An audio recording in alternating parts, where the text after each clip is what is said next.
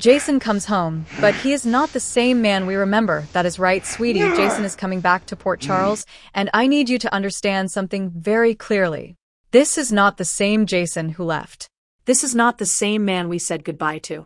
The Jason who walks back onto our screens is going to be different. He is going to be harder. He is going to be colder. And he's going to be carrying a mission that none of us saw coming. Now, let me back up just a little bit for anyone who might have missed a piece of this puzzle, because the story is deep, and every single layer matters. Jason was taken. He was held prisoner. He spent a long, grueling stretch in a WSB dark site, locked away in a facility in Jakarta, Indonesia, and what he experienced there, what he saw, what he learned, well, it changed him in ways we cannot even begin to imagine. But here's the part that breaks my heart. Jason did not go down because he was guilty of something terrible. Oh no, not our Jason. He took the fall for someone else, and he did it with a noble heart. He stepped up and took responsibility for Rocco, that sweet boy who did something desperate in order to save lives. Rocco shot Cullum, and he shot him to protect Jason and to protect Britt. That young man saved them both, and Jason, being the man that he is, decided he would rather rot in that prison than let that boy suffer the consequences. Can you even imagine that kind of loyalty? That kind of sacrifice? I tell you, it is the kind of thing that makes you believe in good people, even in a town as twisted as Port Charles. Now, while Jason was sitting in that cell, probably staring at the walls for hours on end, he had a lot of time to think. He had a lot of time to replay every moment, every decision, every mistake. And I am willing to bet he spent a lot of those long nights wishing he had a clean shot, wishing he could have taken Cullum out from his sniper's perch, because Jack kept getting in the way. Every single time Jason might have had a chance, Jack was right there, blocking the shot, and that frustration had to have been eating him alive. But here is where it gets really, really interesting, and this is the part you are not going to want to miss. Jason's big decision.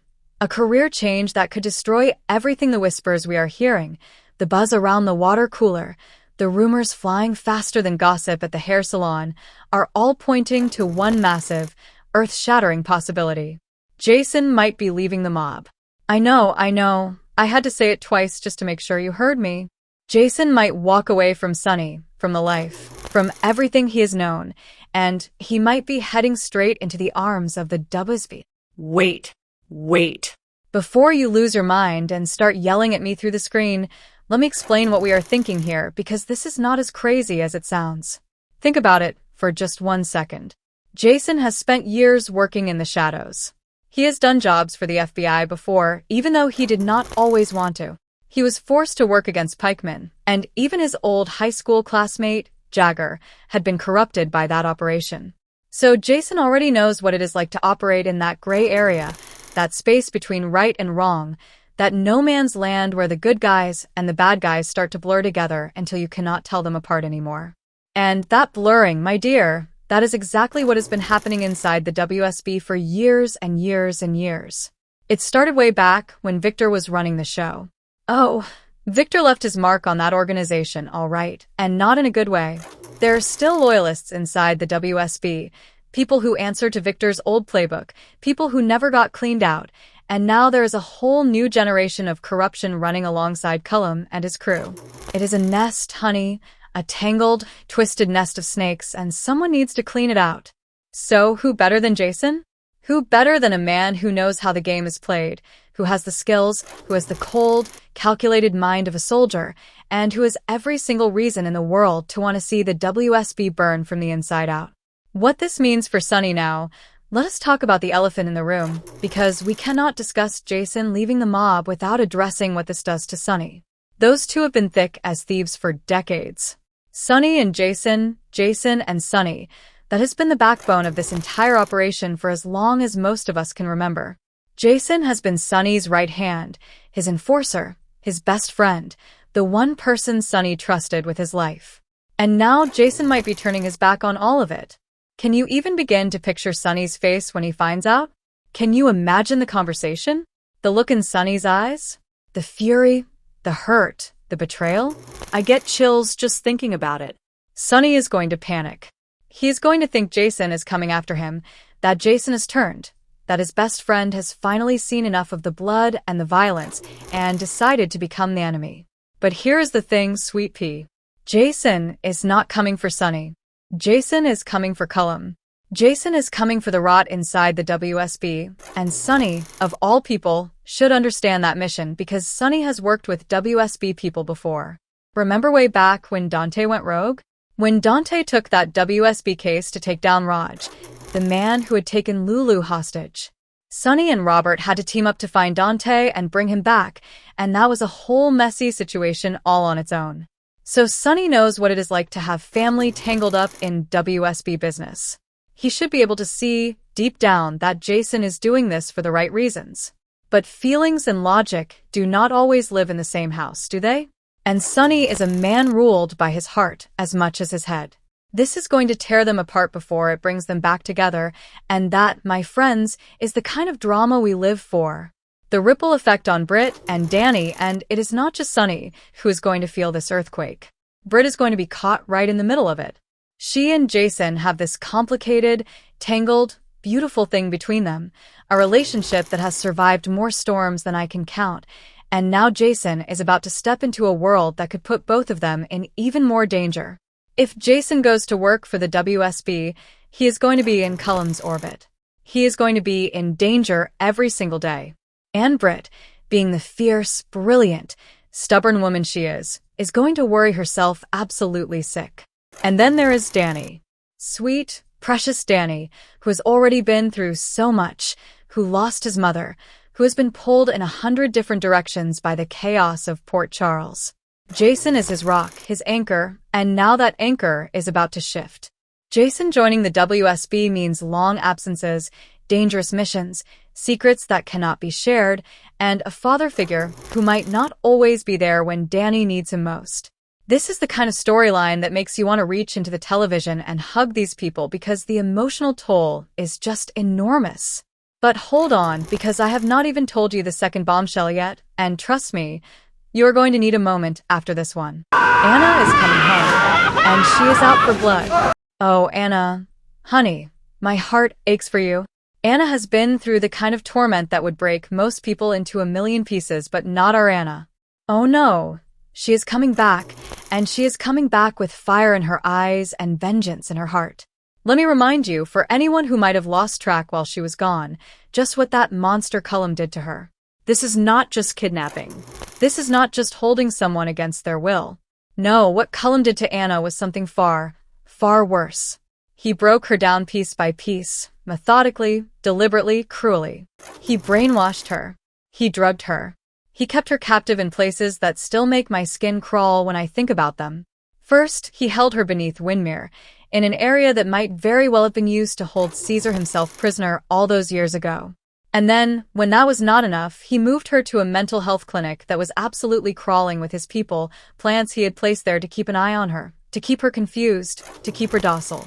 And the worst part, the part that makes me want to scream at the television, is that he made her believe Caesar was alive. He masqueraded as Faison. He tricked her into thinking the man who had caused her so much pain, so much heartbreak, had come back from the dead.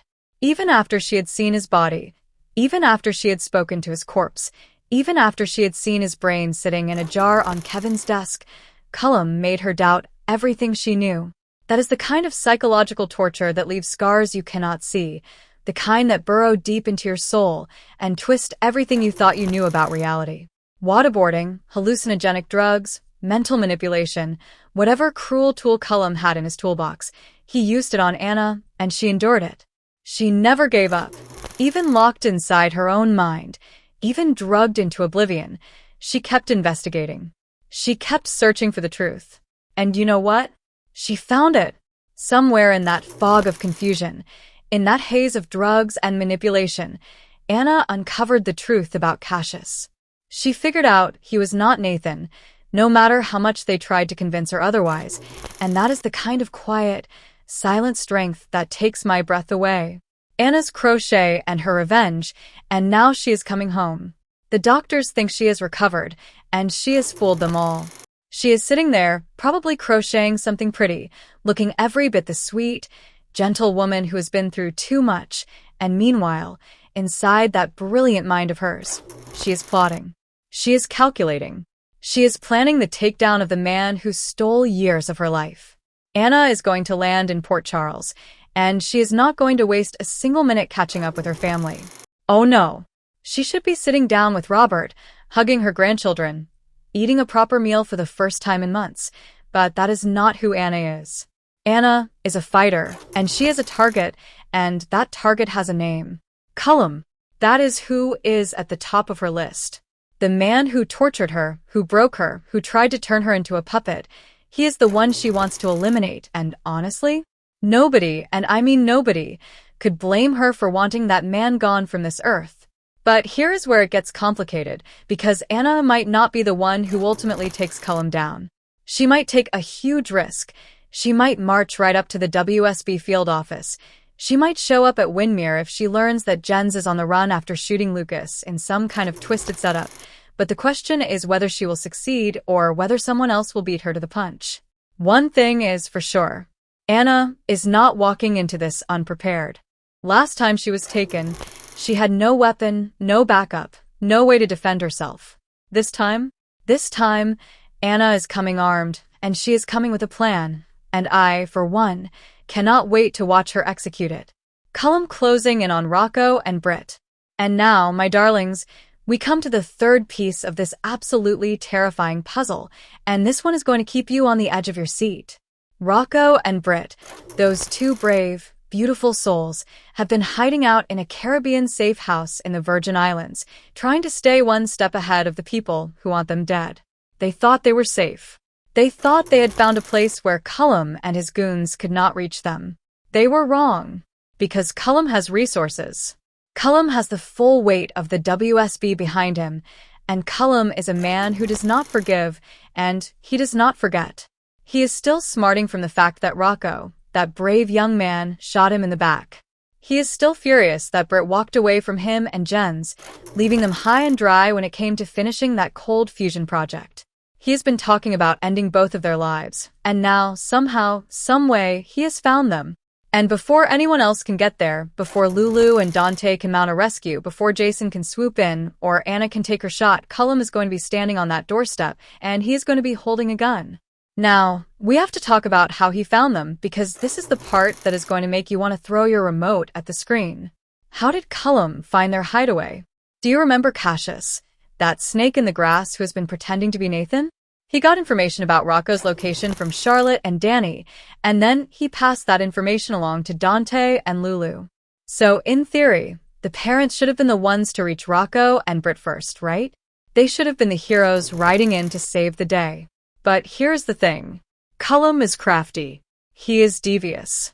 He is the kind of villain who finds out secrets by simply listening in on conversations, by piecing together little tidbits of information, by being one step ahead of everyone else at all times. And if Cassius, or anyone else for that matter, has been talking about Rocco's location, even in passing, Cullum has probably picked up on it. And honestly, can you blame him for being so determined? He wants revenge. Rocco shot him in the back, and a man like Cullum does not let that go. And Britt, sweet Britt, she walked away from him and Jens. She betrayed everything they were building together, and Cullum has been itching to make her pay for that ever since. So now he has the perfect opportunity. He can find Rocco and Britt at their Caribbean hideaway, and he can kill two birds with one stone, as they say. He can avenge his shooting. He can punish Britt for her betrayal, and he can do it all in one move. What happens next? Now, we do not know exactly how this is going to play out, but the possibilities are absolutely nerve-wracking. Lulu has been talking to Laura, telling her mother that Dante has to get to Rocco before Cullum does. The clock is ticking. Every second counts. Will Cullum reach Rocco and Britt first, holding that boy at gunpoint? That sweet boy who only shot him to save lives? Will Britt walk through that cabin door and come face to face with the man who wants her dead? Will Rocco be angry because his parents showed up and ruined his hiding spot? Or will he be terrified because the monster has finally caught up to them? Or will Lulu and Dante arrive just in the nick of time, swinging in to save their son and Britt from Cullum's wrath? Will there be a shootout? A chase across the Caribbean? A desperate scramble for survival? The tension, my friends, is absolutely unbearable, and I cannot wait to see how it all unfolds. Why you need to stay right here with us. Now, listen to me because I have something very important to say, and I need you to really hear me. If you are new to our channel, welcome. Welcome with open arms. We are a family here, a community of women who love Port Charles, who live for the drama, who cannot get enough of the twists and turns that keep us guessing every single day. We are going to be here, breaking down every episode, every spoiler, every shocking reveal, and we are going to do it together. We talk about the stories like we are sitting around the kitchen table with our best friends, because that is what this is. This is not just television. This is our escape, our passion, our guilty pleasure, and we are not ashamed to admit it.